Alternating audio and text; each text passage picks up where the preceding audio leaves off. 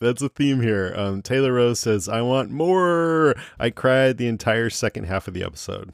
Oh, Taylor, I cried the first half too. Between the two of you, through the whole thing. Yeah, we managed to hit the whole thing. Teresa Harper says, it was amazing. I loved it. I ugly cried so much that I scared my fur babies. Oh, Teresa. Ellie Simmons says, we ain't the Walking Dead. I'm sobbing. Sonia Schaller says, I just got kicked in the heart balls with the deaths of Luke and Rosita and all the callbacks to beloved characters and Daryl saying I love you and getting to see Rick and Michonne, crying my eyes out. But I'm happy and I can live with that ending. Oh, heart balls. That's amazing. I know. I love that. I'm going to use that. Wyman Owen says, oh my God, I can't. I just can't. I didn't think it would affect me emotionally. When the credits rolled, I blubbered and sobbed. I can't even form words right now. I'm going to need a minute. Oh, man. Wyman, buddy. Oh. Tracy Walker says, I cried every time I saw Coco's eyelashes. Very specific, but sad. Elizabeth Schmoopy says, I'm still crying an hour later. Oh. It's so funny, huh? Everybody's, I mean, it's not funny, but I kind of love it. It's so hard. Rachel Duby says, that was the dumbest finale I've ever watched. Some contrast there. We like it. Yeah, a little turn. Little contrast. Anthony Dick says, didn't bother with the last 8 episodes. I just couldn't handle how bad it had all gotten, to be honest. Well, thanks for writing in. And letting us know. Thanks for writing in, Anthony. I assume you're not listening, but cool. Becky Sullivan Coblent says, a bittersweet ending. I'm sad it's over because I loved every moment. It is my comfort show, but happy to continue the adventures with characters I love. Oh, someone's happy about the spin-offs. Yeah, good. Nancy Lanny says, Carol, quote, at least we don't have to decide who gets your house. 3 laughy emojis. It was a class line, I have to say. Absolutely. Adam Buckley says, good episode, but was it a good ending? Lots of stuff to make fans feel good, but didn't answer anything? Answer it. What do you want to answer? Who are the life, Walking the universe Dead? And everything. Yeah. We are don't know not who them. the Walking Dead are still. Who are they? Are they they or are they us? Who's to say? I mean, I wonder if seriously, what do you want answered? Maybe the cause of the zombie apocalypse? Because Kirkman said from day one that was never going to be answered. I don't know if you heard that, Adam. Maybe he's been waiting the whole time. Yeah. Yeah. Gloria Cruz says, I have to say I really liked it, but why Rosita? Oh, I know. Because, what's her name? Christian Serratos. Because Christian Serratos asked to leave. That's why. But it's sad. See, Adam, we answer things. Dobalino Bob Grippy says, I thought it would have been awesome if Mercer would have shot Aaron. Oops. No one ever says oops on The Walking Dead. And now they never will. I don't think that would have been awesome. Maybe in the leg or something. Just kidding. Penny Lennox says, you gotta love Hornsby. If he's going to be a walker, he's going to be the most ambitious one, front of the group, always reaching forward, striving towards Pamela. I knew I liked you, Penny. I knew I did. And now this has just cemented that for me. Have you podcasted with Penny yet? I have on Lord of the Rings and maybe Yellow Jackets. Oh, yeah. That's right. Yeah. She's great. We love Emily. Emily? That's not her name. We love Penny. We also love Emily, but we love Penny too. I've had a glass of wine. Woo! Woohoo! Anna Pankey says, thank you so much for your podcast, Jason, Karen, Lucy, and all the extra hosts. It has been such a pleasure listening, and it definitely improved following the series. Thanks, Anna. Thank you, Anna. Glad we to appreciate hear. That. Here's an Emily. So she says, love you guys. You're reading the future. I'm psychic. Wine makes me psychic. I'm glad Emily wrote in. I haven't heard from her. She used to write and call in a lot, and then we haven't heard from her in a while, but I'm glad to hear from you, Emily. Emily was a Fear fan, no? I feel like. I think, yeah, going back. I don't know about recently, but yeah, maybe that's why we haven't heard from her in a while.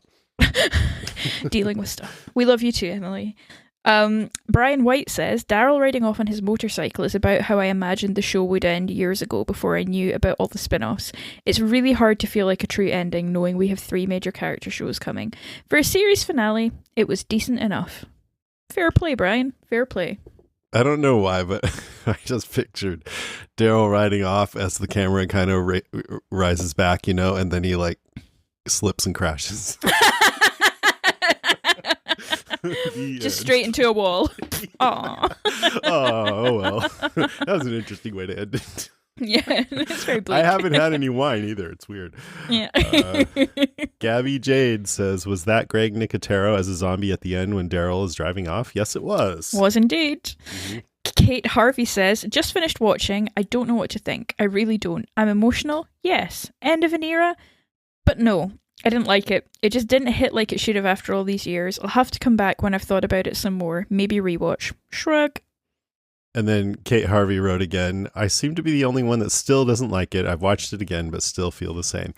And, I'm glad you guys actually wrote in who didn't like it because it helps other people who did not feel so alone. And yeah, it's so subjective, these things. Absolutely is. And we're all, I think, to one extent or another, clouded by our emotion about the show ending. Yeah, for sure. It's really, really hard. Scott Carl Whitman also had a bit of a conversation with himself here. He starts by saying, sorry, I hated it. Go ahead. And then he goes on to say, I was like, well, we play the different parts. Scott also goes on to say, well, last night I stayed up until 3:30 a.m. to watch a less than legitimate stream of the show. The constant advertisements, which we're not as used to in the UK, really put me off. Amen to that, sir. And in general, I didn't really care much about the episode. Then, hooray, what I'd been waiting for 4 long years. Rick! Only for my internet to buffer and finally pick back up on The Talking Dead. Safe to say, I went to bed angry. I told my wife I absolutely wouldn't be watching any of the spin-offs, and although I'd been a fan since the beginning, I was glad my walking journey had ended as I'd limped on for the last few years. Fast forward to this morning 8 a.m. UK time when I put on Disney Plus to see the ending and everything changed. I loved it. I need to see where Rick and Michonne have been, and I was so glad to see how hard Rick had it. It needed to be that way or there couldn't have been a logical way Rick wouldn't have come back for his family. I'm not sure I'll watch Daryl's Paris spin-off, Daryl en Paris, or Maggie and Negan's, but I am now super excited for Rick and Michonne. Oh, Scott, you've been on a journey. Good. Thank you for that. Yeah, and someone had said they felt like they were on a roller coaster ride with his text or something like that. And he wrote, I thought about just going back and deleting it, but I thought he would just leave up to see his journey. Yeah, live your truth, mate. Live your truth. It's funny. Nils Cordis says, and here I was making top 10 lists of my favorite Walking Dead episode, and suddenly I have to start over. How did they pull such a great episode out of their hats? Shout out to Corey Reed and Jim Barnes in particular, as well as a terrific cast. And was it just me, or did Greg Nicotero make the pre-credit stinger so blurry to show us what the next hour would be like? Damn those tears. Oh, Nils. Beth Nichols, another UK listener, says, I've just watched here in the UK. I'm sitting in silence on my sofa now, a bit in shock and sort of unsure what to think. I wish there had been more of the Rick and Michonne bit at the end, but I guess that's what the spin-off will be? Loved all the callbacks and tributes though. Overall, it was a satisfying ending given the constraints of time and future spin-offs. I think in the new year, I'll start a complete rewatch of the show and listen to the podcast. I didn't find it until around seasons 8 or 9. I sound very different in those early episodes, Beth. I'm thankful for your weekly company as we experience the show together. R.I.P. TWD. Thank you, Beth. Yeah, partway through, Lucy transitioned from Karen. I did. I stopped being a sunny California voice and became this. This situation. Tiffany Tavolt says, Greg Nicotero rules. So many callbacks from the hospital to the dream scene where they all eat together. But I feel it deserved a more final ending like in the comics. I get that the spin-offs kind of prevented it up to when they take over. Fantastic episode, but the epilogue left me with mixed feelings. I never got to call, but I also want to say the last 12 years were life-changing for me and the show and the podcast. My other Jason and Chris at Talking Dead and you have been my refuge from all the zombie gore in my life. So thank you for being there. Oh, thank you. Thank you. She, a more final ending like in the comics. I mean, to me, it's pretty close. It's pretty similar, I mean, we'll talk about it because we're doing I don't think I mentioned this yet, but we are doing one more Comic Talk episode next week. So that's coming up. We are indeed. And Derek will be joining us for that, which is going to be awesome. But yeah, so we'll talk more in depth about it. But yeah, maybe I'll respond to that more then. Yeah, I think it's something that we're all thinking about, and I think Comic Talk will be a good chance to kind of address that. Yeah. Erica Enfurter says, love the live reactions in the live podcast. By the way, the skyline Rick is looking at is my hometown, the city of brotherly love, Philadelphia. I knew there were rumours back in 2019, but this absolutely confirms it. I'm searching for a better image, but you can definitely pick out certain buildings, such as City Hall with William Penn, Liberty 1, Liberty 2, and the Flippin' the Bird building, aka Comcast Technology Center. Rick is either sitting along the Delaware River or possibly the... Schuylkill? Sure. Yeah, river. Since there are newer buildings in the skyline. I wonder if that changed the timeline at all. I mean, I read that there's one building that definitely should not be there because it came in recent years after the ZA. Unless they, maybe the Commonwealth is so great that they just built the same one that would have been built anyway. Excellent construction tactics. Or not the Commonwealth, the Civic Republic. CRM. Yeah. But yeah, it's Philadelphia. That's where the Civic Republic is. And she said there's a Flippin' the Bird building, which I think is so funny because here we have the Salesforce building, which Nico affectionately calls the penis building.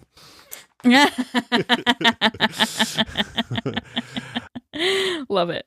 Ben Wood says, amazing finale. I really loved it. I had tears in my eyes the whole episode. From Luke and Jules to the hospital chase and the tension with Pamela at the gates, to Rosita and her heartbreaking reveal with Eugene, to a glimpse of Rick and Michonne. Just a fantastic episode and a very satisfying end to an awesome 12 years of our lives. I cannot express just how thankful I am to you, Jason, Lucy, and Karen for being there every week after the show and enhancing my experience and sharing your thoughts and laughs. For me, you've been such an integral part of my Walking Dead experience, and I really appreciate you doing this for us fans. All the best in the future. Thanks, Ben. I mean, it's a fucking blast. On to you too, Ben. Oh, man. Yeah, it's wonderful. Stay forever. Steve Barr says, good luck with the variant zombies and Gimple, Kang yelled before pulling out of the AMC lot on her Ducati. Kang leaving makes me wonder what the future holds for the spin-offs. Will Gimple rewrite future seasons with his peculiar style? I don't know, Steve, but I'm looking at a mysterious flag with the letter A on it in red and wondering what could have been.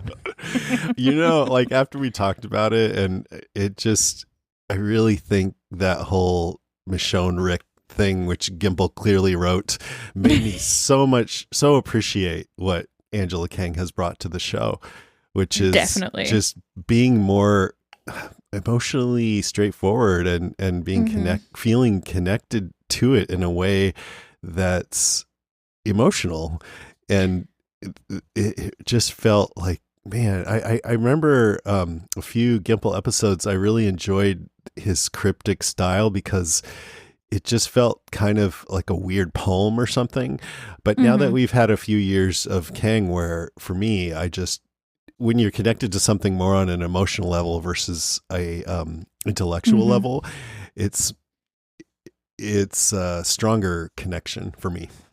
I think as well, TV has moved away from the more cryptic stuff. I think kind of Lost onwards, there was kind of a trend towards like, there's going to be a big twist or there's going to be a mystery. And I remember, I think it was the guy who wrote True Detective, the first season, the good season, was kind of wigging out about all the theories online. He's like, why does there need to be a theory? Why would you think that I'm trying to trick you? Why don't you just want me to tell you a story? Right. And I think I'm kind of embracing the move back towards like, let's just tell a good story well, rather than blow your mind with this reveal. Like sometimes that's cool.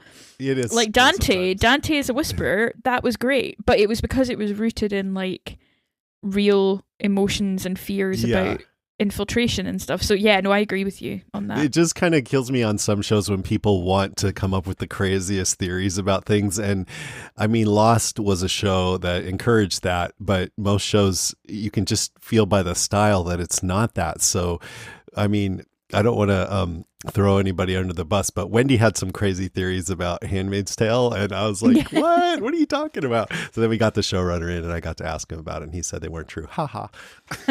That is Jason. That is top tier Jason move, is to ask the showrunner. Like he like escalates so it to funny. Like full level of like, I'm just gonna ask them. Like, okay. I'll also say amazing. Sorry, Wendy. And Wendy actually is coming through pneumonia right now. And she says she's on the upswing, but she got COVID and pneumonia at the same time. And yeah, so I really am sending out good vibes to you, Wendy, after I was just a jerk. So I hope you're all better soon. I was actually just talking to the showrunner about it, and we do hope you're better. That's good. He confirmed she had pneumonia. Oh, Wendy. We love you. We love you, Wendy. Is it my turn? Or yeah. Yes. Erica May Bergeson says, I enjoyed it better than I thought I would. I wondered why the 1 year later left out Negan and his wife baby. We just got we just got the letter with a voiceover. I wish they would have given us a tease of Dead City, because I'm wondering why/how Maggie and Negan would team up, especially after that speech she gave him. Me too. Besides that, I liked how it ended and curious how it would have ended if the Daryl/Carol show was happening. I guess she would have left with him. That would have been even more heartbreaking for Judith and RJ. Love the little Rick/Michonne tease. Makes me more excited for the show, and I'm guessing that one will air first. No, Dead City airs first in February, I think, or... Yeah. I think so. God, that's quick. Yeah. And then I think probably Daryl will come after that and Rick/Michonne last, since Daryl was the first one announced, but I don't know for sure. That would make sense, yeah. She goes on, I liked that they ended the show hopeful and looking forward to their future. Daryl's Ain't No Walking Dead line was good. So in the daycare, there were 3 children, Coco, Jerry, and Nabila's kid. And who was the third one? Was it Adam? I mean, I hope so. Alden's? Like, I hope someone's looking after Adam. Like, we don't know where he is. Because we don't really know for sure. No, little buddy. I hope it was him. Katie from London says, Hi, Katie from London, England, long-time listener and first time contacting you. I loved this episode. Sad about Luke and Rosita. I shed lots of tears watching, but feel they ended it in the correct way. And the way we saw Rick and Michonne was amazing. So much better than having to suspend some disbelief that one of them would magically show up again at the perfect moment to save the day. Mm-hmm. Thanks, guys, for your amazing podcast, and I will continue to listen to any for spin-offs as long as we get them here in the UK, as we've not been able to find Tales of the Walking Dead over here. Yeah, Katie, that's a good point. I hope they will air, but who knows? It's weird. Yeah, I really have a feeling that they're just forgetting about that show, because they didn't show it in the UK and they haven't announced a season 2, but they haven't announced no season 2. Yeah, that's true. So I'm hopeful, but I'm not optimistic. But Katie, The Last of Us should definitely be over there if you're interested in checking that one out with us. And then the other spinoffs I'm sure will too, the Rick and Michonne, Daryl, and Negan and Maggie. Right? Don't you think? I think so. I think those are big ticket ones. I think Now TV will have them, but we'll see. We'll see. Amazon did Fear for a bit, so I don't know. I really don't know. Whose turn is it? It's you, and it's Brad Holt. Again, Brad's back. Yeah.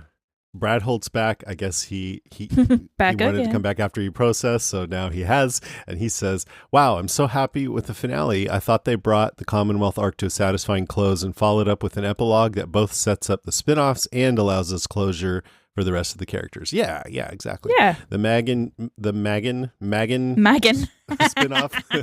Maggie Negan scene was perfect and a perfect nod to the comics. The Rosita Eugene scene was heartbreaking. They teased us with Father Gabriel getting his comic demise again. LOL. It looks as if Rick was assigned to the same or similar outpost that Silas was assigned to in World Beyond. I'm assuming that the sequence we saw of Rick was showing us how his belongings ended up on that boat where Michonne found them. Yep. I love her look in this as well, like a lone samurai on a quest. I also have to say that this podcast has been a consistent source of fun and validation for an obsessed fan. I won't say goodbye because I'll still be listening to your other shows and the coverage you'll give to the spinoffs. Hope the watch party was a blast, and we'll see you on the other side. Oh, buddy. Yes. We'll always be here, just in different ways.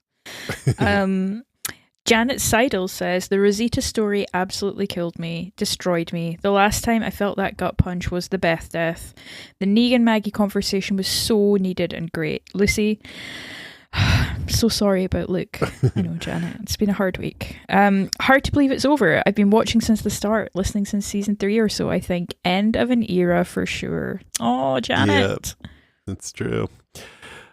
Nikki DeBerry Roxby says, thank you for bringing us this very special podcast all these years. I started watching late in season 5 and was able to catch up and listen to old podcasts. So I remember Jason and Karen podcasting together, and although greatly miss Karen, Lucy has been equally wonderful. Aww. As many fans have said before me, I feel like you have generously welcomed us into your family as we tune in each week to hear each of your top 5s and always made the Walking Dead experience so much richer for it. Love the finale. A lot of tears until I realized I was watching the making of the finale, and then a lot more tears and emotion knowing this would be the last episode. Wish I would have called in, as this podcast was also my introduction to podcasting, and now listen to several of your shows. Keep podcasting. You guys are amazing. Well, thank you so much. Oh, Nikki. For all thank that. you. Adam Gaisley says, after a day to reflect, I think the main series conclusion I can judge this against is the reboot of Battlestar Galactica, and it stacks up pretty well. If I had no knowledge about the spin-offs, then I think this would have been a similarly satisfying conclusion. The little coda at the end with Rick and Michonne may have been a little different to be satisfying. As things stand, I'm happy with it. With no spin-offs, Daryl riding off into the sunset makes sense. The Negan and Maggie story reached a conclusion of sorts, and most of our favourites get to live happily ever after, R.I.P. Rosita and Luke. With the spin-offs, we get some extra story to fill in. The one that makes the least sense is the Maggie Negan one, but it looks like that is up first. Thanks for all your efforts with the podcast. Definitely enhanced my appreciation of the show. Thank you, Adam. We appreciate that. Thanks, Adam. And yeah, like if the spin-offs did not exist and they could have had the most definitive ending possible, I still think the best ending for this show would be for them to just find a really stable place that's big and well run and happy, with the zombies outside, you know? I mean, because the other options are the zombies all die, but that seems a little too cute, I guess. Like, why would they just die after 12 years? And then the other option from that is everybody else die, like all the humans die, which is too bleak. So yeah. I really do just think that having this stability that they have now is, unless, you know, I'm not that creative, I don't write shows, I just criticize them. But I just think that's one of the best ways. I think it's the best way for this series to end. That's what I think. I have similar thoughts, I think. Yeah. Tracy Kennedy says, finally watched the last episode. I held back because I rationalized with myself that if I never saw the last episode, my favorite show would never end. Honey. A couple of small things took me out of the drama, but no show's perfect. And I'm just so grateful for The Walking Dead for all these years. So many great callbacks for us OG fans. Thankful for Kirkman, Moore, and Adler for bringing us this story of working together for survival and hope for the future of humankind. And thankful for Jason, Karen, and Lucy for hours and hours of conversation about a little zombie TV show that we all connected with because we still believe in each other, even when the world feels like it's all gone to shit sometimes. Love you guys. Thanks again. Oh, and can I just say, Tracy included the cutest little hospital emoji for the OG fans, and I love that. Yeah, that's a great message, Tracy. I love it. I couldn't agree more. Oh, me neither. Andrea Hatfield Olmsted says, what an amazing ending. I think the Rick and Michonne spin-off will be amazing. I can't wait to see them, familiar faces, and Rick again. I feel some questions weren't answered, like who were their alliances and many more, but we should get these answers in the spin-offs. I cried a lot. I don't think we will ever experience anything like this again. I loved Maggie's speech to Negan. Rest in peace, Rosita and Luke. Also, Hornsby was my all-time favourite walker. To all the Walking Dead families, it's been real. It has, Andrea. It really has. Was Hornsby your all-time favourite walker? Yeah. I mean, walker, person, character, thing. Everything. No, he was. I thought he was very good. Although Michael Rooker was a good walker as well. Yeah. I liked, I mean, it's not my favorite, but I liked Simon Walker pretty well. Oh, yeah. He was really creepy, wasn't he? Yeah. I like that. But I think some of the walkers that we didn't know as humans were better. And this one with The Rock at the hospital was right up there for me. Oh, he was great. Yeah, very good. But I always remember the one back, I think in season 2 that was in that, I think it was in an RV and he was real skinny. I think he was going after Andrea.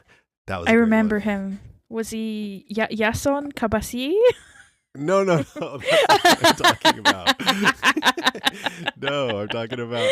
You're talking about another one. He was on a lot of posters and stuff. Yeah, you look great. Oh yeah, no, I know what you mean. Okay, I thought we were talking about your guest spot. I was like, yes, the zombie that broke 1,000 hearts. But she also mentioned that some questions weren't answered, like who were their alliances. Well, there's one that wasn't answered, like Lance had referred to other alliances of the Commonwealth, but I figure that's just other communities of people, and it wouldn't be that big of a deal to be like, look, it's more people. People thought it was the CRM, so that's why. Surprise. Lisa Moreno says, wow, what a finale, which was made even more amazing watching it with all of you. Oh, Jason, Lisa. Karen, Lucy, between the three of you, you all brought it home. And you guys are the only podcast and podcast network that I listen to that isn't true crime, and I love it. The finale was amazing, and I'm very bummed out that Rosita was killed, being one of only 2 Latin women on the show and being the most prevalent one. I was disappointed that they killed her off, but overall, though, it was an amazing finale with lots of tears. This is an epic show, and it had an epic end. I'm absolutely looking forward to the spinoffs. Hopefully you guys will be doing podcasts on all of those. Love you guys. This has been an amazing group, and I can't wait till there's another event in the city. Yeah. Oh, Lisa. I've mentioned a few times that Karen and I tried to do a live podcast before, and only 5 people bought tickets, so we just had it at my house. And Lisa was one of those people. I think she's the only one that's still listening, and so I got to meet her back then, and she's great. And Lisa, I hopefully finding out that Christian Serratos was the one who asked for that ending might help you feel better about it. I don't know. I'm curious to know. Yeah, it just it alters it a little bit, doesn't it, I guess? I think so, yeah. Oh, Lisa, it was so nice to have you there. And speaking of people who were there, Fred Wiesinger says, I definitely enjoyed it more than any episode of The Walking Dead in quite a while. Great action, strong acting, tragic deaths, wrapping up storylines, and hooks for some of the upcoming sequel stories. I love the time jump to see how the characters have evolved after their costly triumph, and gives us glimmers of hope. Zeke and Mercer leading the Commonwealth was fantastic. The Rick and Michonne tease seemed just right, ambiguous yet connected to earlier events where Michonne finds the cell phone with Rick's sketch of her and Judith. Watching it in a theatre with fellow Zedheads was the icing on the cake. Really looking forward to hearing all your thoughts. Aw, thanks, Fred. And just putting it that way, sequel stories just made it occur to me that, yeah, that's one thing that's great about the spin-offs is, unlike so many other franchises these days who go back and do prequels, it's continuing the story on into the future. And I kind of like that. I wish, I want to see what happens next, not what happened before. I mean, some of these prequels have been amazing for sure, but I just kind of like that they're moving forward. Yeah, I agree with that. Sequels is a nicer way of framing it, I think. Yeah. And when Carver Holtzhausen says, love the live pod, made me feel a little like I was there. The excitement in your voices was delightful. I really love the emotional parts of the episodes, especially Luke's death, when you could really feel their pain. I was glad he was with his group at the end. I seriously thought Rosita and Coco were goners. Glad they saved Coco. Rosita and Eugene scenes were so beautiful. Remember the first guy who died from a bite? Jim? What? Jim, yeah. Yeah. Oh, yeah. Maybe? I guess main characters die much more prettily. I'm also glad they showed Rick and Michonne without them coming back. That was satisfying while setting up the spinoff. My fave was seeing all the old characters we've lost. What a tearjerker. It was. It really was. We missed you, Anwin. Yeah, we missed you. Nate Pacini says, I don't think I could have been more satisfied with that outcome. Could I be more satisfied with that outcome? It had the tearjerkers, the emotional highs, and the return of Rick and Michonne. I have questions for sure about how Daryl ends up in France and how Maggie and Negan end up off to New York City, but I'm sure it will all be explained. I love that we got the shots from past characters. It felt like an homage to that last issue of the comic with all the single panel shots. I desperately wanted Rick to reunite with Daryl, but I guess we won't get that, maybe ever. I'm really sad that the flagship show has drawn to a close, but still super excited we get more Fear the Walking Dead, lol. Oh, Nate, you had me going. You had me going. I'm thinking Maggie ends up with Negan in New York because Negan has decided to leave Maggie alone and leave the group, but then he goes, I'm just going to try one more time. And he goes back and he goes, how about if we go on vacation together? Then do you think we could be friends? Let's give it a shot. We'll talk it out. You, me, we'll shoot some shit. It'll be fun. Apple. It'll be great. Yeah, it'll be great. Shopping trip. Girls trip. Maria Lawson says, without the spinoffs, I don't think this would have completely satisfied me as a series finale. With them, I'm satisfied. It was emotional, full of tension and love. I did actually think for a minute Judith was going to die, and we would only see Rick and Michonne in some going towards the light sequence. So glad I was wrong. I love that they spent time in the hospital as a nod to the pilot episode. Yeah, totally. So many great references, like Daryl blocking off Judith's room just like Rick's was when he woke up. Daryl and Carol mimicking Rick and Lori waiting outside Carl's bed after the surgery with Judith. Didn't catch that one. The Walker with the rock, like when we first met our group. Gabriel's redemption by opening the gates instead of locking the doors. What if Gabriel would have been like, just leave him out there? Just leave him. I've done it before. It's fine. You get over it eventually. They'll shut up eventually. They'll just be gone. So yeah, exactly.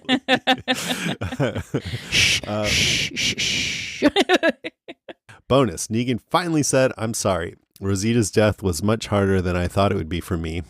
I thought they might really gut punch us and have it be similar to Andrea in the comic, but I'm glad they didn't. Well, I thought it was kind of similar. I stayed up super late tonight after work to watch, and it was worth it. I will miss this show and the community around it, but I'm glad Podcastica will go on covering more great shows, so I'll still get to hear you all every week. Well, I'm glad you're still going to be listening, Maria. Oh, Maria. Yay. We love you. Annette Allen Twiggs says, so many feels. I loved the Daryl and Carol goodbye. They've both held the show together for me, and besides Rick and Michonne, they are the two I cared about the most. I was surprised that I felt anything about Rosita dying. It didn't seem like she was injured, but I appreciated the gentle goodbye everyone was able to give her. Poor baby Coco. So my predictions were so far off, I might as well have been watching another show, but I did expect them to give us some Michonne, and they did it beautifully. I'm going to miss the show and listening to the podcast. I've been a lurker since season 4, and I found laughter and tears, heartache and joy in this show and your coverage. Between your show and The Talking Dead, I don't know which I love more. You all are like family now, and while this is goodbye, it's for now, not forever. Thank you for talking me to sleep more times than I can count, and for sharing this part of the mess of the human condition with all of us. You have built a community over the love of a zombie show. Thank you, Jason, Karen, and Lucy, for being a brilliant light. My thought as I watched the screen fade to black tonight was, I'm going to miss this show and my ritual of watching it with you. Don't get bit. Oh, Annette. Oh, I'm emotional now. That was really nice. The part she left out is, we've talked her to sleep, but she wasn't always in bed. Sometimes it was in the middle of the day. But yeah, that's okay. Yeah, it's a bit dangerous. We've got a strong ASMR following. If you like laughing, and also among insomniacs, it's great. Yes, it's very true. Thank you, Annette. Alex Van Dever says, very emotional in many ways. I'm still miffed that it seemed so rushed at the end, the last third, and that they couldn't spend more time tying up the stories.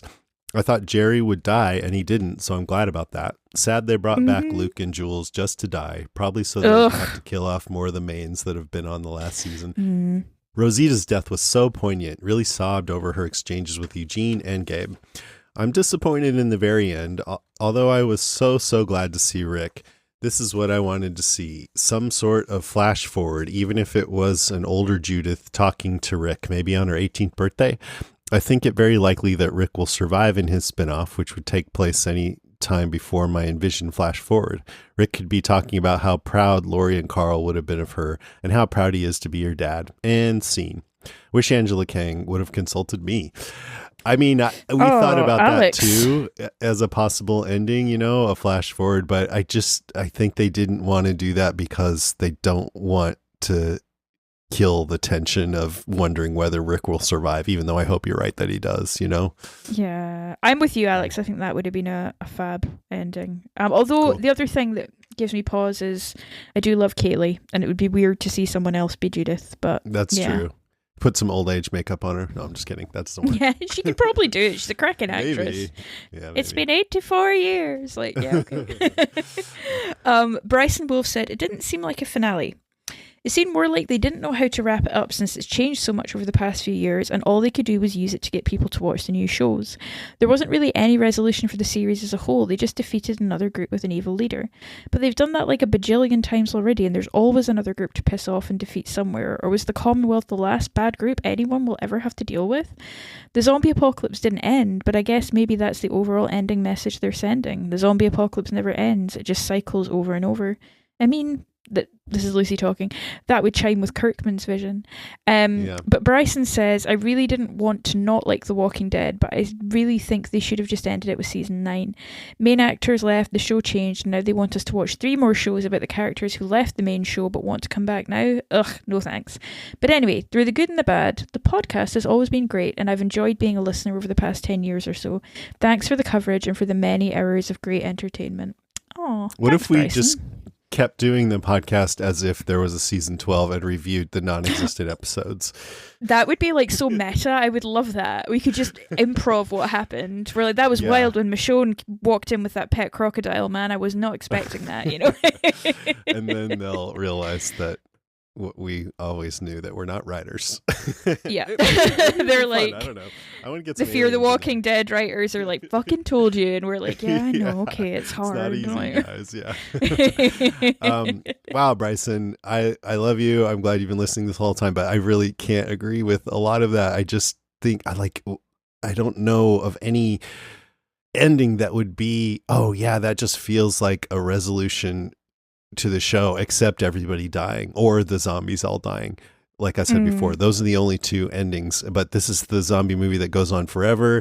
And, we don't want everybody to die. That would just be too bleak. So I think the best possible ending is just to have the most stable situation that we can have. The Commonwealth heavily fortified, more like civilization than ever before, with, benevolent Ezekiel and Mercer leading it. For me, that was as good of a conclusion as you could ask for. But I understand it. Like I said, it's all subjective. Not everyone feels the same. Yeah, it is. It is. That's the beauty of it, isn't it? It's subjective. Yeah, for sure. Alma Contreras says, I hadn't submitted my feedback until now because every time I tried, my feelings were quite raw. I'm so glad I got to watch it with everyone in San Francisco. I really needed that. And thank you again to Jason and all those who made that weekend happen.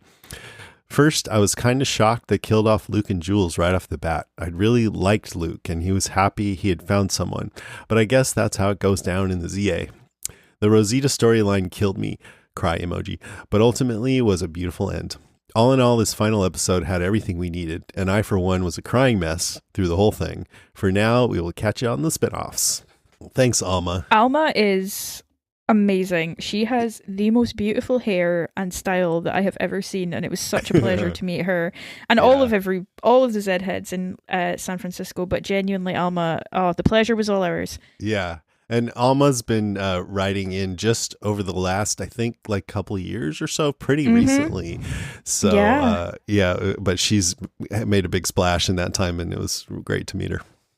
And she can carry off purple hair. I wish I could carry off purple hair. She makes me want to have better hair.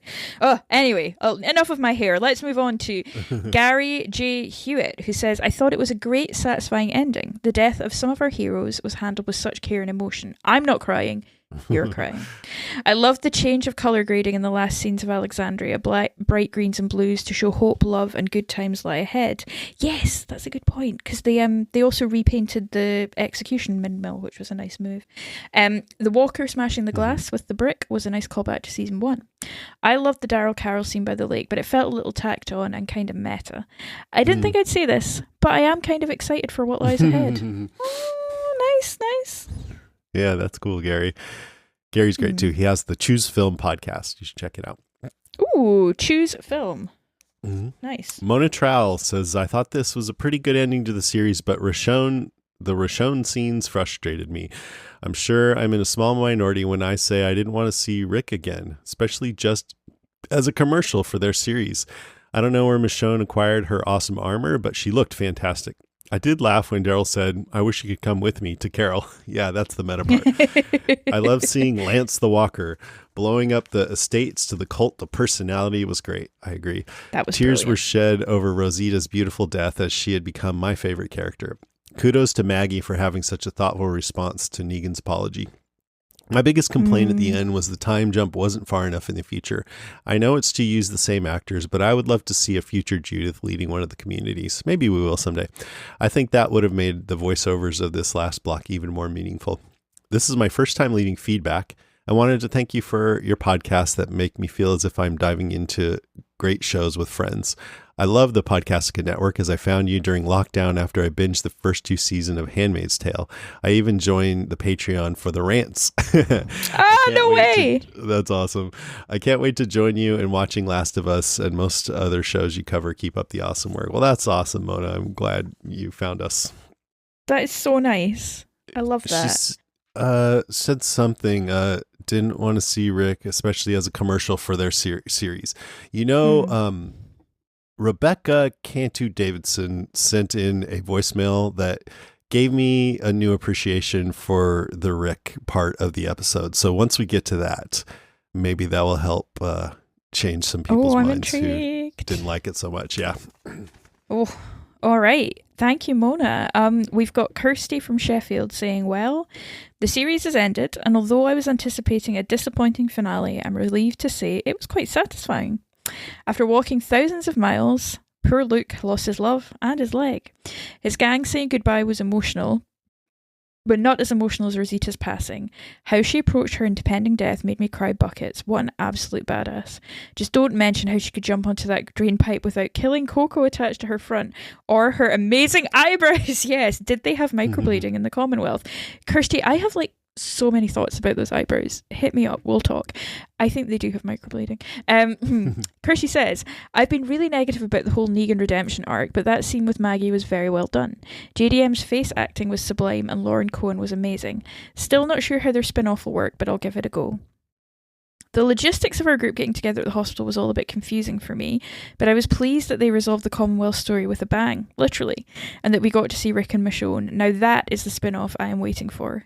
Finally, I just wanted to say thank you for this podcast. I'm a pretty new listener. I abandoned The Walking Dead at the end of Series 8, but came back a few years later once I heard the Kang era had improved things. Hey! I'll really miss your episodes, but I'm definitely sticking around for The Last of Us and Yellow Jackets.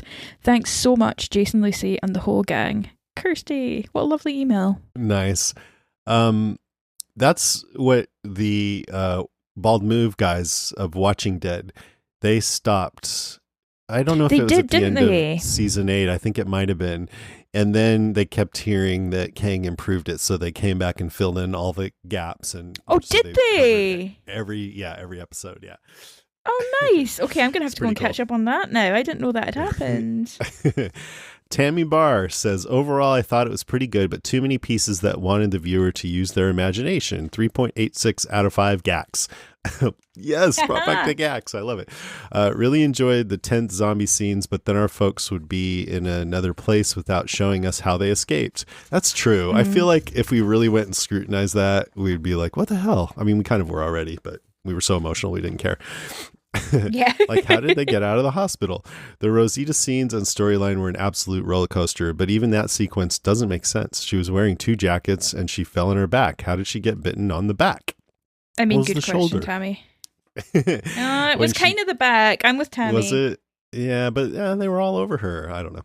When she crawled up on the ambulance, where did the zombie go that was chasing her? I don't want to nitpick, but those seem like easy things to fix. Tears strolling down my face during Eugene's and Rosita's heart-to-heart. My emotions are raw right now as there's someone in my family with terminal cancer, and that scene with them was too spot on. It's so hard to say goodbye to the living. I love the tenderness of those farewell scenes, but then wondered why they were having a celebration meal while some people were still at Alexandria. What? I don't understand. I mean, it does take them quite a long time to get there. Yeah. Oh, okay. So she thinks they should all be there at the meal together. Okay. Oh, Tammy, I don't think we could have a dinner party I think I'd be like, nah, we can eat now. And Tammy would be like, no, wait for everyone. And I'd be like, no, I'm hungry. She goes, I love having a glass of wine after killing a zombie herd, but I would have waited until the whole group was actually together. Cheers to you all. Love the live pod. And don't worry, my husband didn't write any negative reviews. Oh, that was a callback to something. But yeah, I can't remember. But anyways, Tammy, I'm so sorry to hear about your loved one that's having terminal cancer. That's horrible. Tammy, it's a horrible thing to go through, and I'm not going to lie, there were elements of the episode that I found very difficult because I was thinking about some people I know and love, and it's interesting how a show about zombies can hit us in those very human feelings, and we're here for you in podcast form. That's not an easy thing to go through. Rabbi John says, thank you so much for the amazing ride. I have really appreciated all your insight and down-to-earth approach creating this community of Zed lovers. I'm sorry I found you guys late, but thank God for the podcast, and I can now go back and start to catch up. I need to watch the last show a few more times and then watch the callbacks to get a full grip on how much was in the final episode. And I would love if someone can make a diagram or infograph showing all of that information. I bet someone on Reddit has done it. My favourite part was watching Daryl as each person came to say goodbye to Lucy. I hope you mean Rosita. Because I'm still here. Goodbye, Lucy. No. Bye. It's been a while. I assume it was his job at the end to make sure she did not come back as a Zed. His expression and just being there said so much without any lines. See you down the road, and who cares if you get bit now? The spin-offs will not be as good. That is the best Zed sound I can make in an email. Happy Hanukkah from Rabbi John. Thank you, Rabbi John. Good job, Lucy. That's good. Yeah, I'm surviving. Danielle Dement Yost says, I was thinking about calling in, but I didn't get around to it. There were a couple things I wanted to mention. Last time Daryl called Carol his best friend, she laughed at him and teased him for it. Nice to see it revisited. Oh yeah, that's right. I forgot about that. She did. Yeah. That did ring a bell. Yeah, I'm glad you mentioned that. Obviously, I know that the baby playing Coco is not actually Rosita and Sadiq's child, but she was a fantastic casting choice. I thought she looked so much like a combination of those two. I didn't remember where Negan got Judith's compass, but I read an article that said he swiped it off her dresser in her room when he was creeping around her house the night he got out of his cell. Later on, classic Negan. That's funny. Later on in the episode, Judith told him to keep it in case he lost his way. I guess he is no longer lost. I'm going to miss the show and this podcast so much. Thank you again for all the time and effort you put into it, and I look forward to hearing you on your other podcast. Rawr.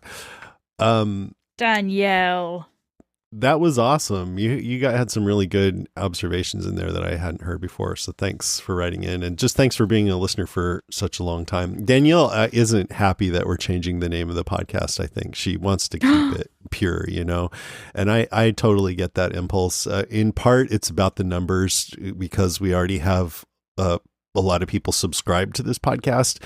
Then instead of making a new Last of Us podcast and having to herd them all over there, I thought it would be smart to just do this one. And if the show is great, then everyone will be happy. But I understand that feeling too. And we might just go back to being the Walking Dead cast at some point in the future. Who knows? Who knows? We might be a variant. I always like Danielle's voice, Danielle's emails as well. It's going to be strange not having them on the reg. Andy Swan says, I just wanted to take the rare step of contacting you to thank you and Lucy and the rest for the Walking Dead cast over the years. To be honest, I often enjoy the pod more than the episode, and since my partner dropped out a few seasons ago, I've really appreciated the feeling that I'm not watching alone. I've been a long-term listener, even as far back as when Fear the Walking Dead was better than The Walking Dead. If you can remember or believe that. Oh, I remember, Andy. Don't know if I can believe it, but I remember it. As for the last episode, I thought it was a mixed bag. The first part was really intense in a good way, but the middle section was a bit cheesy for me, and as for the end bit, I'm just a little confused. I had hoped Rick and or Michonne would have rejoined the group at the end, and personally I would have liked more main character deaths. Does that make me bad? Luke's death was well done, but imagine how much more impactful that would have been if it was a main character. I think they bottled it a bit and went on the cheesy happy ever after vibe and should have been bolder and had some more main character deaths.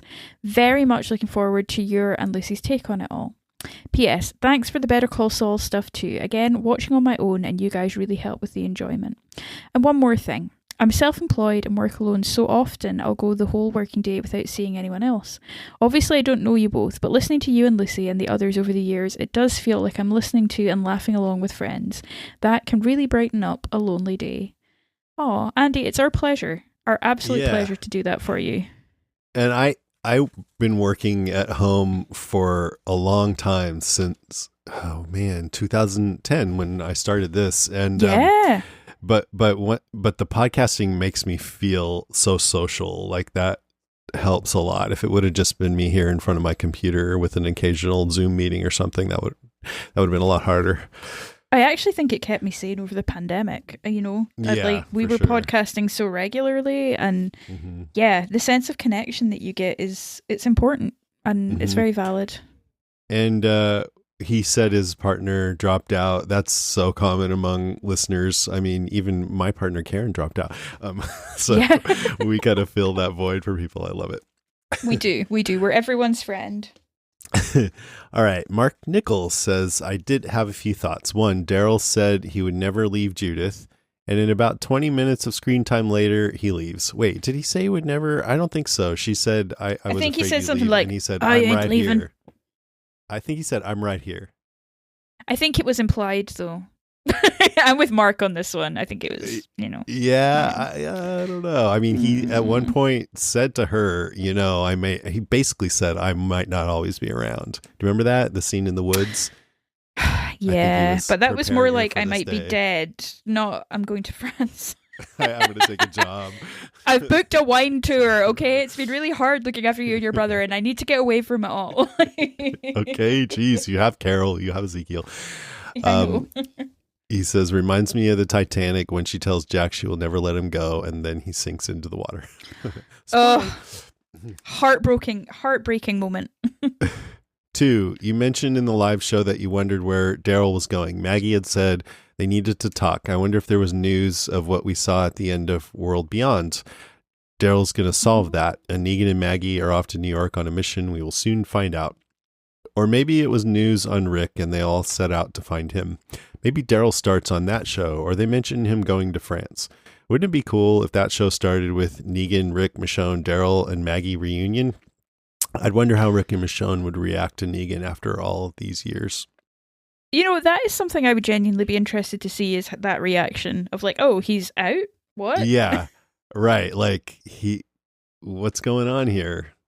Yeah. That might just send Negan back into his old self. Yeah. Yeah. Rick, Michonne, you've come out. 3, Angela Kang mentioned that was originally a different ending to the show and they had to change it after news of the spinoffs. I wonder if they had to film that Daryl and Maggie scene after she announced Melissa McBride announced was leaving that show. I wonder, what do you think the original last scene was? Well, we talked about that in the news segment last time, that it was one of those like much further ahead in time with an older Judith and RJ saying, this is Rick Grimes. And I think some more news has come out that Angela Kang was like, originally we did want Rick and Michonne to return back to our people. Oh, I didn't know that. But that changed changed once the spin-off was announced. Yeah, I was just reading that today. I think it's only just kind of coming out in the news now. But it seems like they were working under a lot more restriction than we kind of realized in terms of what they could and couldn't show and things like that. So, yeah. Yeah, I mean, I still think the idea is the same. It's just life goes on in the zombie apocalypse, but different permutations of that. But I think, that closure of Rick coming back to everybody would really feel like an end. And right. Anyways, I did not have that in today's news just to set your guys' expectations, but we'll look it up and have it in the Comic Talk episode coming up next week. Absolutely. Mark goes on, 4, that scene of Michonne at the end, didn't it match the scene at the end of her episode where she left? Maybe that's just in my head. It was similar, but it was similar, different. But she was headed off for a group of people, and it was a huge, giant group of people, and she had these 2 people that she was helping get to them. I think they were there. Yeah, she bumped into 2 randos who were like our group, and yeah. But here it seemed like she was headed into a horde of walkers, so it was kind of similar but pretty different. I mean, that if it was people, that would have been a massive group, like massive. Yeah. But yeah, we'll see. Who used to be people, not anymore. He said he goes on, I did recognize the ship and saw Rick throw his bag on it. So I think what we saw of Rick was a flashback. Yeah. I think when we next see him, he will be back with the CRM. That point we saw him at is where Michonne is tracking. Oh, one thing we didn't mention about that is he in his voiceover, he said something about, he said there's no rest for the living or something like that. Do you remember that line? That's like, it's like she said there's no escape for the living or something. I think it was a he. And I thought it was a he, right? And then I re-listened to it and I'm like, maybe it's she. It's unclear, but yeah. Well, if it's a he, I wonder if it's Sergeant Major Beale that we kept getting, Not that D-bag. We knew was the leader in World Beyond, but never met the leader of the CRM, Sergeant I think Major it's Silas. Beale. I think Silas is in charge. So I think I always had a feeling watching World Beyond that Sergeant Major Beale was going to be Rick's major nemesis in what we then thought was the Walking Dead movies.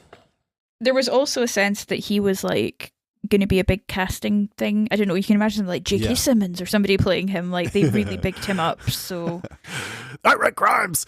Rick Grimes. Get Spider-Man on the go. He's a menace. Yeah. Well, if he does get cast, thanks AMC. That'd be amazing. And then finally, number 5, can't say enough how wonderful you all are. It was great to see you in person and experience this with the family. Thanks for all you do. Yeah, Mark, it was great to meet you, Mark. You're a great guy and you exude great vibes. Oh, it was wonderful. It was so nice to meet you. And you can always tell us how brilliant we are. We will always love to listen to it. Please feel free to write in. We'll keep doing podcasts just on the hopes that you'll write in and say that again. Thank you, Mark. I swear to God, my ego in San Francisco is through the fucking roof. Anyway. You always want more. I do. I know. I've got back home and I'm like, why is nobody being nice to me? I don't understand. And Peter's like, you still have to take do the dishes. And I'm like, no, I don't want to. People aren't nice to me. I'm here. A podcaster. I'm a podcaster, dickhead. Sam Brunner says, no, not Luke. No, not Rosita. Sad crying faces. I don't think I've ever cried so much in a Walking Dead episode before. Maybe it's because it's the last one or the pregnancy hormones. I really liked the episode. It was intense and I was super stressed out, but it had some good character moments too and great effects. Jerry and Aaron survived. Those were probably my two that I thought would have died. I'm glad they didn't do the kill the gays trope that a lot of other shows do. Yes, Sam, I agree with that. Magna and Yumiko got back together, which was so cute. I'm disappointed that Rosita died, but it was a really good death, and I think it wouldn't have felt like The Walking Dead without a major character dying. Also, I saw the after show where Christian Serratos wanted Rosita to be the one to die for closure. Some callbacks that I remember: Gabriel opening the gate, the hospital scene with Daryl making sure Judith's room is barricaded, Daryl saying we ain't the Walking Dead, callback to when Rick said we are the Walking Dead. I like the time jump and all the little goodbyes we got for everyone, even though I wanted some of them to be longer, as we probably won't see most of these characters again. I feel like the episode could have been longer and the epilogue a bit more in depth with the secondary characters, but it was still good. Still confused about why Daryl left, but hopefully that's cleared up in the spin-off. Kinda disappointed Judith isn't going too. They are great together. So Carol is looking after Judith and RJ, and it kind of looked like Carol and Ezekiel were together at the end too. Can't believe it's over, and I can't wait to hear what you guys think. Thank you for all your thoughts and coverage over the years. You are welcome, Sam, and good luck on your new arrival when they arrive. It's interesting that the idea of Carol and Ezekiel maybe being together, because what I did notice is that Daryl said basically he was leaving the kids with Aunt Carol, but then Ezekiel was kind of shepherding him along at the end. Come on, kids. So I just thought that meant that it was like takes a village to raise a child or whatever, but maybe it's because they're a couple now. I don't know. I can picture them kind of falling back into it. Yeah. I mean, they'd been through a huge loss and that can drive people apart. It's a really common thing, but then, they've had this second chance at life and the Commonwealth, and I don't know, maybe it worked out for them. Yeah, maybe parenting too. Yeah. So and they work together, good so for them. They better be careful. And they worked. I hope they've probably had to fill in some forms, do some HR stuff. That's right. Anthony Ibarcena says, okay, so I'm kind of on the fence. I was satisfied in some ways and also not. It didn't feel like a season finale at all. It was more like just a bridge to the Walking Dead universe. When The Walking Dead originally started, TV shows in general were in a completely different realm as far as viewing goes. They ended this show as a means to end a semi-overdone style of a dying episodic structure of television, with using the spin-offs as the transition to the way new shows work now. TWD proper could never redeem itself until after Rick Grimes was written off the show. I think the spin-offs will be more binge-worthy like other shows, Stranger Things, Mandalorian, and so many others. I worked for Hulu for a hot minute a few years ago, and they talked about how networks wanted to transition and phase out shows like this. All that being said, I'm confused, and I don't know what you're saying here. That I think he's talking about the movement from like 24-episode seasons to kind of prestige, shorter stuff, quicker, like streaming. Okay, so it's just like more, I mean, he's saying a dying episodic structure of television and that binge-worthy like Stranger Things, Mandalorian. I mean, those shows are all there, because there's I always forget the two terms, but there's the kind of show that used to happen back in the 80s where each episode was its own story and things rarely carried over from one to the next. But then starting with like Sopranos, they became like a long movie where the story just continued. I mean, it was soap operas before that, but where the story just continued from episode to episode. But I think in Stranger Things, it's like, well, each season is its own movie and then there's the whole series arc. So but Mandalorian also has a larger arc, but it is more like a callback to those old shows where each episode has its own little story. But I think most shows these days are still like The Walking Dead, where it's one long story. But yeah, like you just said, Lucy, the main difference is that the seasons just don't have as many episodes, but I'm not sure that's exactly what he's talking about. So I'm curious. I think that was my reading, but yeah, I'd love to know more. He says, all that being said, the overall reaction to the episode and the situations our characters were put in were definitely exciting to watch and suspenseful. For me, it just didn't make me feel complete. I guess you could say loose ends make my asshole itch. The payoff for seeing Rick and Michonne for like a second was nice, but wasn't really worth it. I'm very excited to watch the spinoffs, but was hoping they would be a little more integrated in the episode. Rosita's farewell was sweet, but didn't feel that different than what we've already seen before. My favorite part, though, was the last scene between Daryl and Carol. It was beautiful and honest. On another note, I started watching The Walking Dead when I was dating this girl who had no idea about The Walking Dead show coming out or the comics. I told her, we have to watch this show. The comic book helped me through a time where I was going through hard times with my father and the rest of my family. It occupied my mind. 12 years later, I have no idea where that woman is. No, I'm just kidding. She said 12 years later, that girl is now my wife. We've been married for 10 years. My life is better than it's ever been before, and we never missed an episode of The Walking Dead. I started listening to this podcast after Glenn died. All my friends dropped off from watching. Jason and Lucy, you guys have truly made so many of my days hearing your unique perspectives, the way you both are brutally honest about your take on the show and its emotional impact it has on so many fans. I thank you both so much for continue on through the seasons, good times and very, very bad times. When The Walking Dead did not meet or exceed my expectations, you both did. Oh, take care. P.S. When my wife and I saw Walker Hornsby, I yelled out, "Horny for Hornsby." My wife looked at me strange and then laughed. Anthony, that has made my day. Thanks, man. I'm so happy for you and your wife. That's wonderful. Oh, horny for Hornsby will never die. Just yell it out. Bob, just yell it out anytime you feel it, man. It's a state of being. Bob Oak says, I'm happy. Father Gabriel finally gets a true redemption for his original sin on the show. Oh, nice use of language there. When we met him, he had locked his parishioners out for fear of the dead coming in. He left them locked out for them to die. Here, finally, he is the one to risk death to unlock the gate and let people come into safety. That was beautiful and fitting. They brought Luke back just to kill him. He was safer walking around lost in the woods. His death was quite emotional as his friends fought to save him. It was a heartbreaking death seeing his friends grieve. I really thought one of Luke's group would die, but not Luke. That was hard. Speaking of emotional, Rosita's death was much harder to take than I thought it would be. She's never been my favourite character on the show. This season, she got the most screen time of any character on the show, was the worst season of the bunch.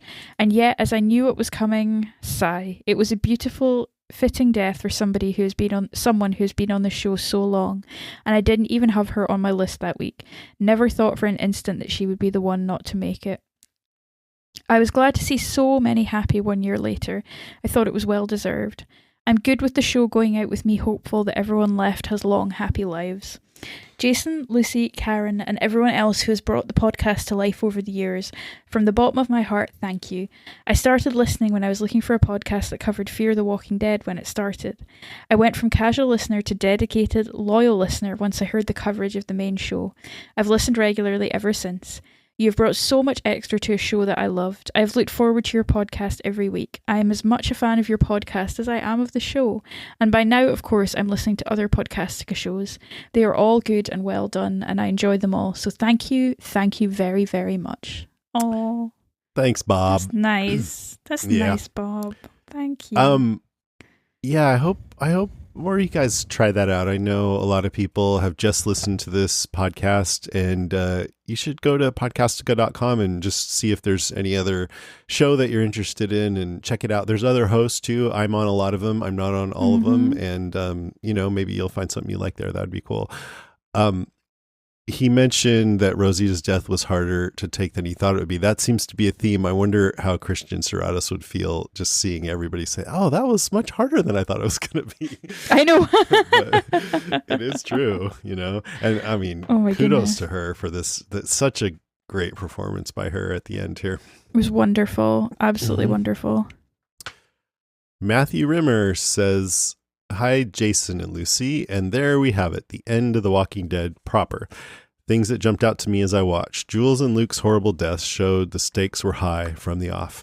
Kaylee Fleming nailed the delivery of, am I going to die? And her being barricaded into a hospital room paralleled Rick in the first episode. The rescuing the babies was tense, but I thought Rosita's escape was too outlandish. However, I was relieved to see her safe, only to be crushed later. I still hate Negan. No sorry is not enough. I'm glad Maggie said as much, but I'm glad we got that at least. Matthew. Lance, thought of you, Lucy. Yeah, you did. Carol's ice cold moments to Pamela were fun. I'm glad they showed mercy and let her live, though. It's a mark of civilization. I was amazed so many survived. Hero speeching Ezekiel and Gabriel survived. Who'd have thought it? I was sad to lose Rosita over Chief of Self-Preservation and former Negan supporter Eugene, but the finale's big death being someone I actually cared about made it more impactful, I guess. Sad Daryl and Connie never took off. Other than going off exploring, it wasn't clear enough why Daryl was riding off solo. Good to see Rick and Michonne, but combined with Daryl riding off, the setup for the spinoffs left this show's finale a bit too open-ended. Overall, then, this finale did enough. I don't think it excelled, perhaps because of the spin-offs robbing tension from our heroes' fates. Imagine if the spin-offs had been announced after those final scenes. It was emotionally satisfying, but the series finale is like Lost. Yes, I know, that was divisive. Resonated more with me. Finales are always hard, though, and what a journey The Walking Dead has been. I enjoyed your San Francisco viewing party instant reaction podcast. Yay for Karen's laugh. And yes, I too thought they expected the dying Luke to play the harmonica. Don't get bit, Jason, Lucy, and the Walking Dead family. Oh, yeah, Lost would have had a much different finale if there was like a Hurley spinoff coming. That would have been. That would probably be the only spin-off I would have watched, actually, apart from maybe Desmond. I quite like Desmond.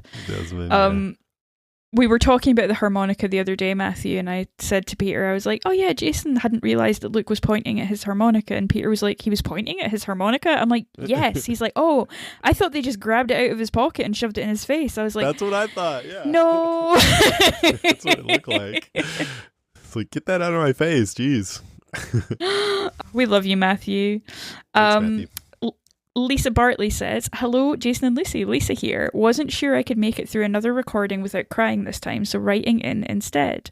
And just quickly, I'd like to say it's wonderful that you give us listeners an opportunity for feedback. I don't really have a lot of other people I know that watch the show, so it's a really nice outlet for discussion.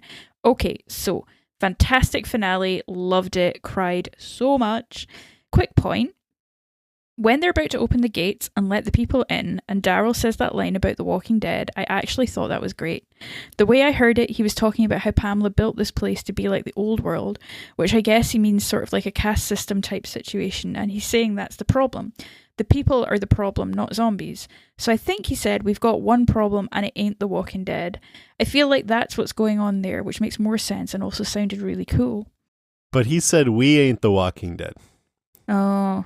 So maybe not. So, so she's saying Pamela built this place like the old world, which is like a sort of caste system, which means there's like social classes, and that's the problem. The people are the problem, not the zombies. But then to say, we ain't The Walking Dead, how does that fit in with... I guess he's saying, well, he's saying we're not as good as The Walking Dead. They're all the same. Look how they do it. We should model them. And then he bit himself. There are just a few things I wish I could quit thinking about. A couple loose ends I'd really like to see tied up, and I'd be interested to know if you guys have any thoughts or ideas about them. First, where on earth is baby Adam? Who is taking care of him? Wouldn't they want to honour Alden by making sure Adam was safe and well taken care of? That's a bit frustrating. I did notice near the end when Daryl and those guys got back to Alexandria and reunited with the folks there's a quick second or two on screen where we're looking from the distance and we see Maggie and Herschel like gardening or something, and there's a small blonde toddler-sized child sitting on the ground next to Maggie's right from our perspective. Maybe that's a nod to Adam. Maybe Adam was the third baby in the backpacks in the Rosita, Eugene, Gabriel escape scene. But maybe I'm thinking too hard about this. It just bugs me because I really liked Alden a lot. I'm going to say that that's exactly what happened, and now we can feel satisfied with it. Head canon accepted. And then when Negan walks off and Daryl nods to him through the window, he is all alone. Where is Annie? Surely they settled somewhere safe so she could have the baby, right? He didn't just walk off into the woods alone, I presume. I guess maybe they're just in one of the other communities they trade with. I really didn't understand that though, and I didn't think the big compass scene with Judith explained it any better. I'm hoping they'll tie that up in the spin-off because he's been making such a big deal about his wife and baby, and then they're just never seen again since they almost got executed in the work camp. I think, they did... have it planned and maybe even filmed. I think they did film them reuniting, but I think I read that because they wanted to put in this Rick Michonne stuff, that's what made them take that out. But also I think because it was a more satisfying end to Negan's story to wrap up the beat with him and Maggie than to show him with Annie. And we know there's a Negan spinoff coming, so we can have, closure on that later on. But for this episode, I do, even though it felt weird not to have Annie in it, I think it was better that way, storytelling wise. That's what I think, anyway. I think so. It enhanced what what Maggie says about you can't, she can't forgive him for that. Yeah, and I think it would have been wrong. For us too, especially, if you're a huge Negan fan and just think he's charming and great and a hero, maybe not. But I think for me and you, it's like, no, we want the last beat for Negan to be like, okay, Maggie said he's earned his place there, but he's not forgiven. And so he goes off alone and he's not with everybody having dinner. Not, he's happily reunited with his wife and everything's fine. Yeah. I can't imagine Maggie and Negan ever sitting down to dinner together. Right. Just, why would you? Anyway. Yeah. It's a fair, I see your point, but yeah, exactly. And lastly, I feel like I missed something with Oceanside because they made such a dramatic thing out of the cliffhanger where Lance flipped his stupid coin and nothing ever came of that. I know Luke and Jules explained that Oceanside was attacked and they hid and got away, so maybe they're all dead. But then Eugene's talking about going to Oceanside to swim in the summer, so I'm just really confused on that one. I don't think everyone's dead. I think that they just said that Oceanside was taken over. And so I think the people who ran were maybe being hunted down, but the people there were just like in this prison camp, just like Alexandria. And so now that Commonwealth has been, that Pamela's been defeated and Commonwealth is under new leadership, Oceanside can go back to being what it was before. That was my take on it. We didn't see a lot of that, but just from contextual cues, that's what I think happened. I think it could have been signposted better, but I'm inclined to go with your interpretation of it, Jason. I think that makes sense. And then, this is silly, and it's not a loose end. It's just something that was so distracting. Why in the world doesn't Aaron take that disgusting zombie guts covered coat off? Like in all the rest of the scenes, once he and Lydia got pulled out of the herd by Ezekiel and those guys, he just keeps that disgusting jacket on. Mercer has time to fully change into his trooper uniform, but Aaron can't take that gross coat off? Come on now. I mean, true. Yep. What can you say? You're right. Yep. Very, very lastly, I promise I'm almost positive the skyline in front of Rick when the CRM helicopter comes down is Philadelphia. I don't know what that means for Rick's story, but I imagine they'll explore it in the spin-off. This has been confirmed. Yeah, if you didn't watch World Beyond, we know from that the Civic Republic, the largest community that has been in the Walking Dead universe so far, is based in Philadelphia. Yes. All in all, terrific series finale. I'm going to miss the show and this podcast terribly, but it sounds like plenty of us are going to move on together to The Last of Us, so that'll be really nice. My partner loved it when he played that video game, so he's excited about the show, which is cool, because now we have something new we can watch together. He quit The Walking Dead ages ago. He says so far it looks like the casting on Last of Us is great, so hopefully that'll be a good one. Looking forward to hearing you guys talk about that, and hopefully you'll come back to talk about Yellow Jackets when it returns as well. That's another fabulous show with a superb cast. Take good care, you lovely humans. Thanks for this incredible journey. I know you hate that word, Jason, LOL, but it just fits sometimes. I adore recently. You guys. He bloody well did. I adore you guys so much. Bye for now. Rah! Zombie. You're getting all the zombie sounds. I love it. Excellent. Yeah, maybe you didn't know this, Lisa, but we have a Yellow Jackets podcast. It's called Yellow Jackets WTF. Yeah. And if you go to podcastica.com, you'll hear us talking about every episode of that series. We jumped in on episode 5, so we did a single episode kind of catching up to that point, then covered them from that point on. And then we loved it so much that we went back to the beginning and did it all over again, but with spoilers for the full rest of the series. And yeah, it's just one of my favorite shows of probably my favorite show of the last few years. So yeah, I recommend you check that out. Amazing. Okay, Rinaldi Kalik says The Walking Dead finale helped me understand. The Walking Dead finale helped me understand why the title of the episode was called Rest in Peace. I have laid to rest my hatred for Zombie Thomas and his cruel and brutal murder of one half of the hashtag Randinaldi. I can't necessarily work with him all the time, but I will try to coexist with him. I will miss you, Randy. I had so much fun in San Francisco with the Zed heads in honor of you. Oh, we did, Rinaldi. We did. We had fun. And on the last Walking Dead episode, I'm going to honor you the way Luke would honor someone, with music. Here's my short playlist of songs that represent my favorite moments of the final Walking Dead episode, Rest in Peace. You guys can just read the lyrics. No need to sing them. That's good.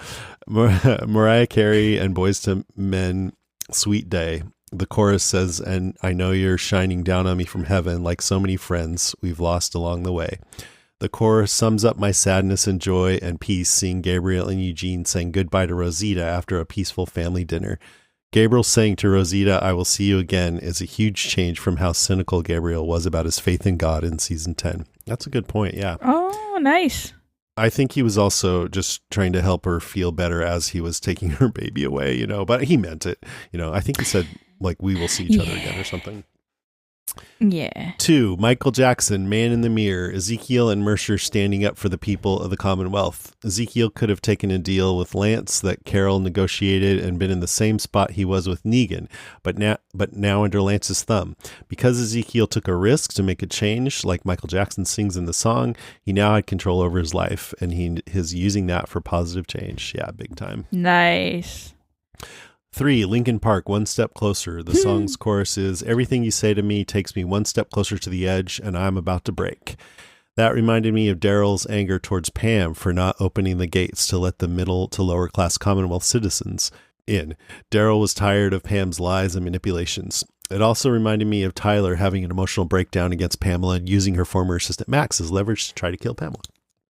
Nice choice. Everything you say makes me one step closer. Okay, yeah, you know how it goes. 4, Jay-Z, song Cry. Chorus, I can't see tears coming down my eyes, so I gotta make this song cry.